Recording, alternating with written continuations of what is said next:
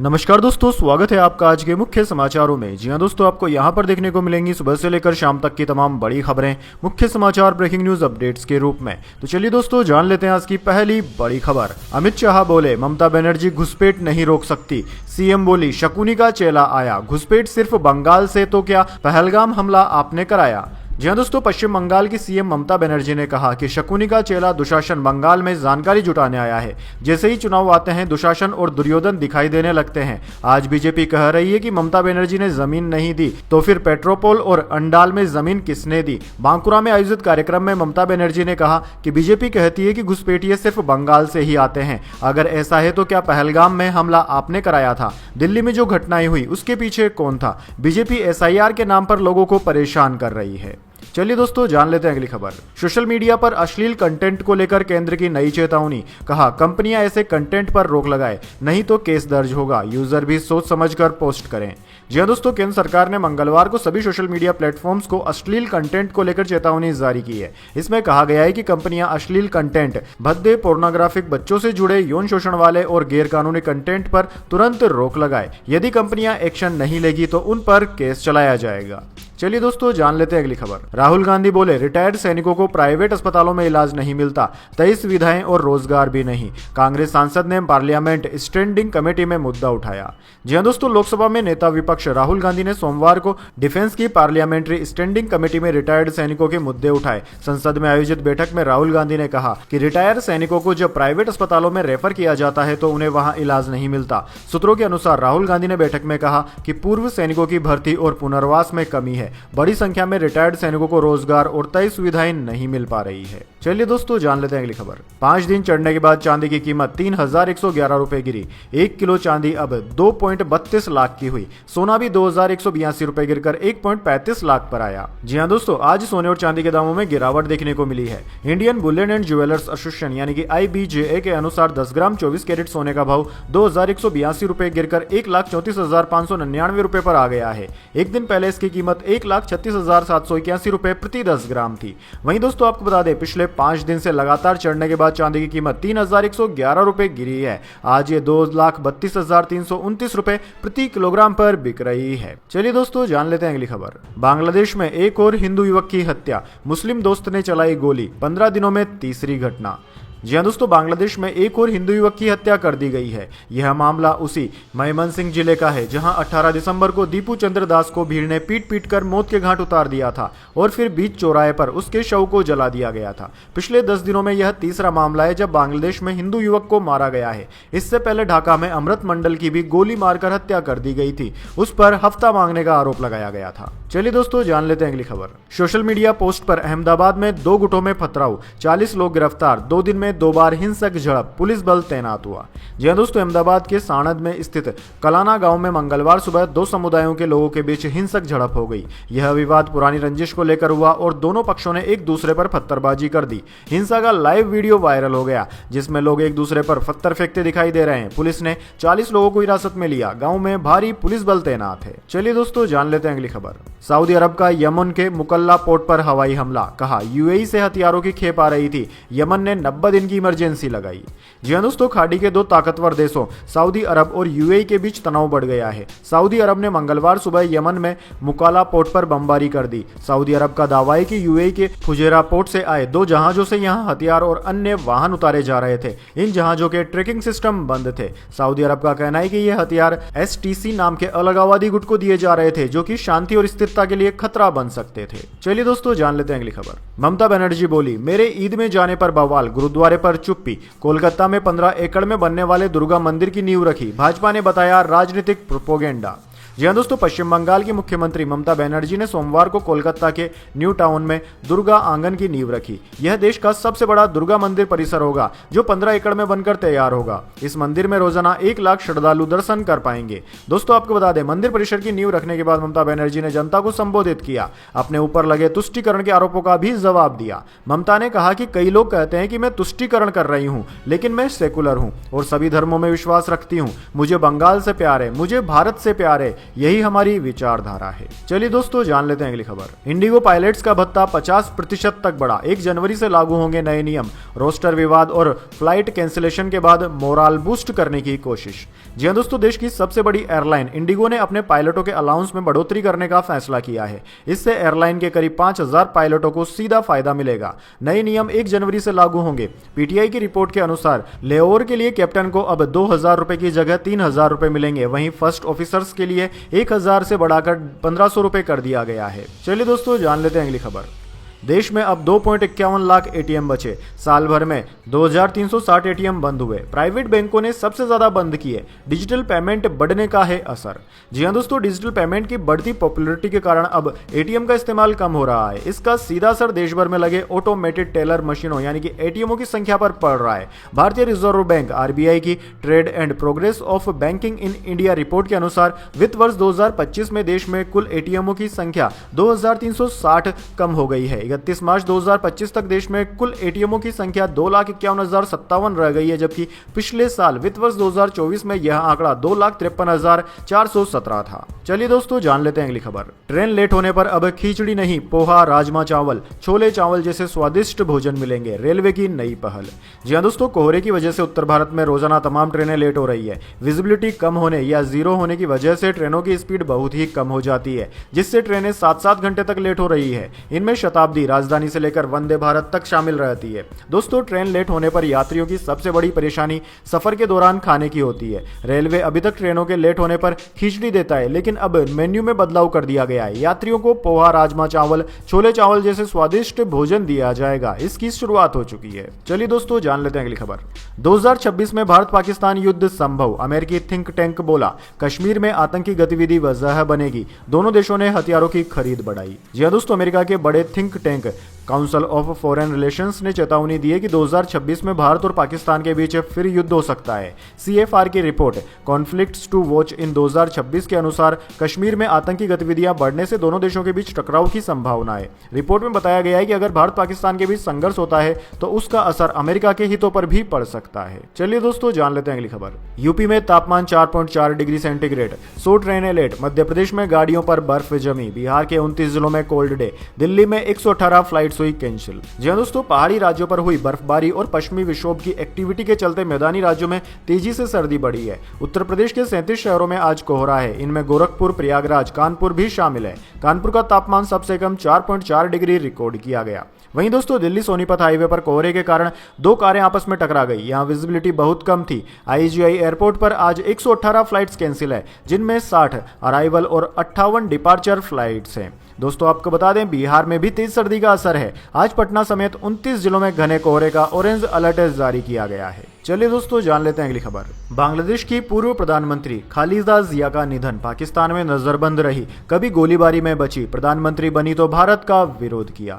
जी हां दोस्तों, बांग्लादेश की पहली महिला प्रधानमंत्री और बांग्लादेश नेशनलिस्ट पार्टी बीएनपी की प्रमुख खालिदा जिया का मंगलवार सुबह 6 बजे ढाका में निधन हो गया। वे 80 साल की थी और पिछले करीब 20 दिनों से वेंटिलेटर पर थी। खालिदा कई साल से सीने में इन्फेक्शन, लीवर, किडनी, डायबिटीज, गठिया और आंखों की परेशानी से जूझ रही थी। उनके परिवार और पार्टी नेताओं ने निधन की पुष्टि की है। वे 1991 से 1996 और 2001 से 2006 तक 2 बार बांग्लादेश की प्रधानमंत्री रही। वे पूर्व राष्ट्रपति जियाउर रहमान की पत्नी थी। चलिए दोस्तों जान लेते हैं अगली खबर। नए साल पर अयोध्या काशी में 2 किलोमीटर लंबी लाइन। खाटू श्याम के दर्शन में 2 घंटे लग रहे। ओकारेश्वर में वीआईपी दर्शन बंद। बांके बिहारी न आने की अपील की गई। जी हां दोस्तों, नए साल से पहले देश भर के धार्मिक स्थलों पर भक्तों का सैलाब उमड़ रहा है। वहीं पर्यटन स्थलों पर भारी संख्या में टूरिस्ट पहुंच रहे हैं। अयोध्या में रामलल्ला और काशी में बाबा विश्वनाथ के दर्शन के लिए 2-2 किलोमीटर लंबी लाइनें लगी है। बांके बिहारी मंदिर प्रबंधन ने 5 जनवरी तक वृंदावन न आने की अपील की है। राजस्थान के सीकर में खाटू श्याम जी के दर्शन करने के लिए श्रद्धालुओं को 1.5 से 2 घंटे का समय लग रहा है। बढ़ती भीड़ के चलते मध्य प्रदेश के ओकारेश्वर ज्योतिर्लिंग मंदिर में वीआईपी दर्शन बंद कर दिए गए हैं। चलिए दोस्तों जान लेते हैं अगली खबर। बांग्लादेश ने भारत में अपने उच्चायुक्त को तुरंत ढाका बुलाया। देर रात देश लौटे हमीदुल्लाह। भारत से संबंधों पर चर्चा करना है मकसद। जी हां दोस्तों, बांग्लादेश ने भारत में तैनात अपने उच्चायुक्त एम रियाज हमीदुल्लाह को तुरंत ढाका तलब किया है। मीडिया रिपोर्ट्स के अनुसार विदेश मंत्रालय के बुलावे पर हमीदुल्लाह सोमवार देर रात ढाका पहुंच गए। बांग्लादेश के प्रमुख अखबार प्रथम ओलो ने विदेश मंत्रालय के सूत्रों के हवाले से बताया है कि भारत के साथ द्विपक्षीय संबंधों की मौजूदा स्थिति को देखते हुए यह फैसला लिया गया है। चलिए दोस्तों आगे बढ़ते हैं। हिमाचल प्रदेश में अगले 96 घंटे बारिश और बर्फबारी के आसार, 72 घंटे शीतलहर का अलर्ट, ऊंचे पहाड़ों पर स्नोफॉल, पर्यटकों को एडवाइजरी जारी।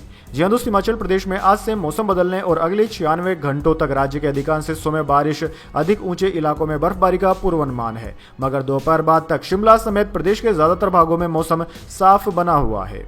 चलिए दोस्तों जान लेते हैं अगली खबर। सेना को आत्मघाती ड्रोन, नए पिनाका रॉकेट, ड्रोन रडार मिलेंगे। नेवी के लिए जासूसी ड्रोन खरीदे जाएंगे।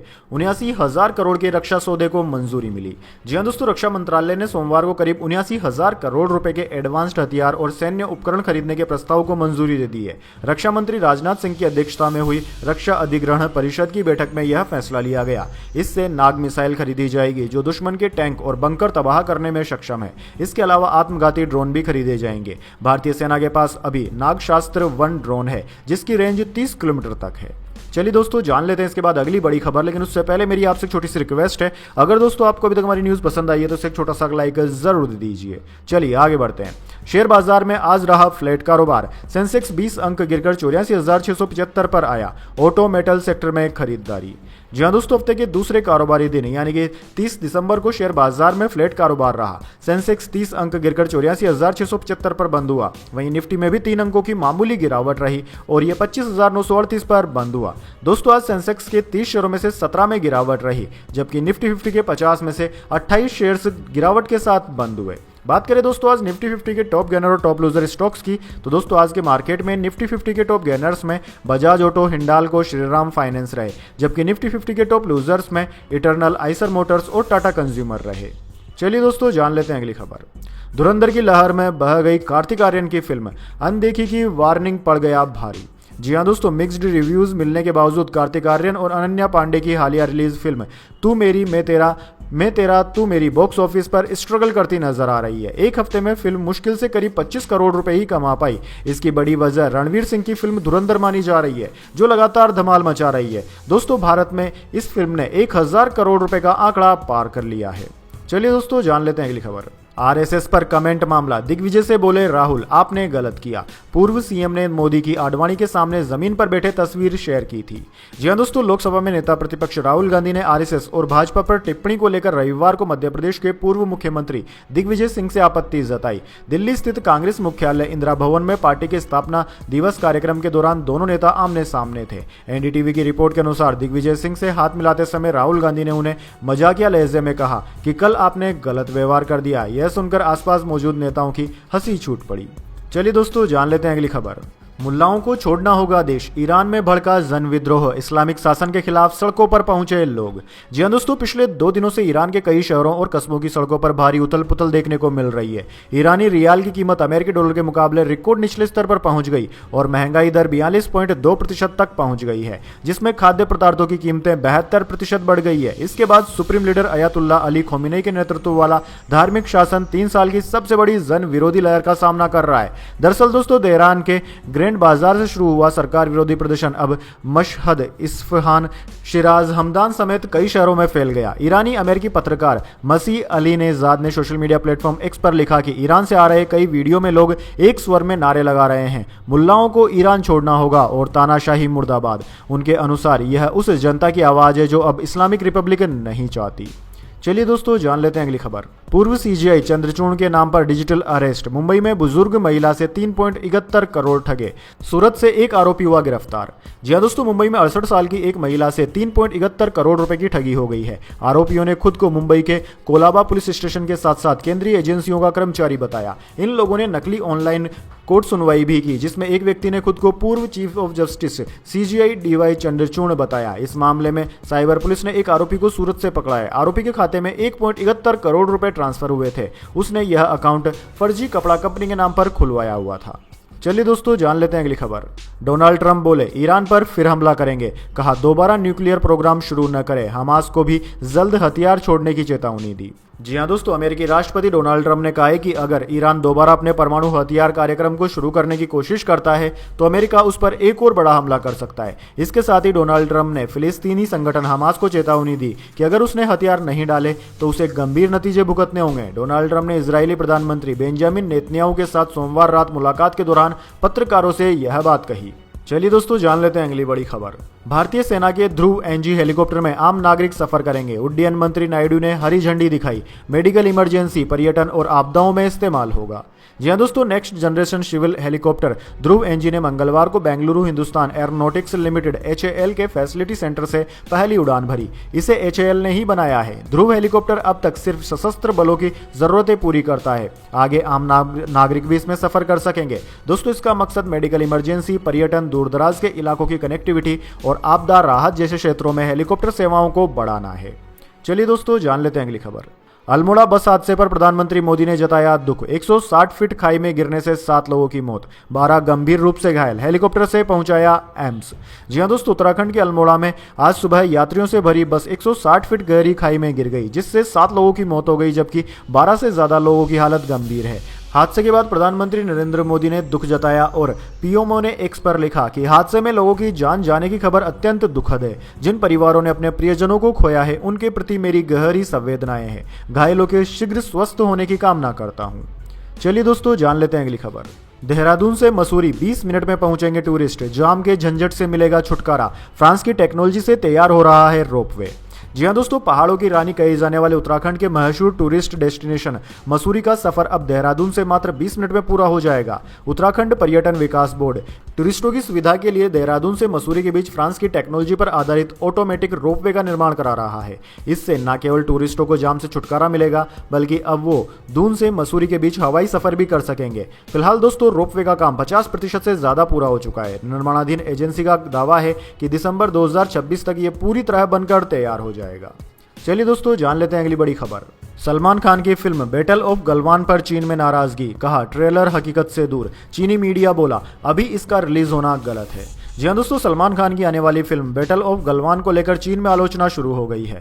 फिल्म के सीन्स को हकीकत से अलग बताया जा रहा है। कई लोग इसके ट्रेलर के कुछ सीन्स की हॉलीवुड के गेम ऑफ थ्रोन से तुलना कर रहे हैं। चीन के सरकारी मीडिया ग्लोबल टाइम्स ने इस फिल्म को लेकर एक आर्टिकल भी छापा है, जिसका टाइटल है बैटल ऑफ गलवान फिल्म पर विवाद। फिल्म चाहे कितनी भी नाटकीय हो, देश की सीमा पर असर नहीं डाल सकती। अखबार एक चीनी एक्सपर्ट के हवाले से लिखता है कि जब चीन और भारत के रिश्तों में सुधार हो रहा है तो इस फिल्म का रिलीज होना गलत है। वैसे दोस्तों इस बारे में आपके क्या विचार हैं, कमेंट बॉक्स में जरूर बताएं।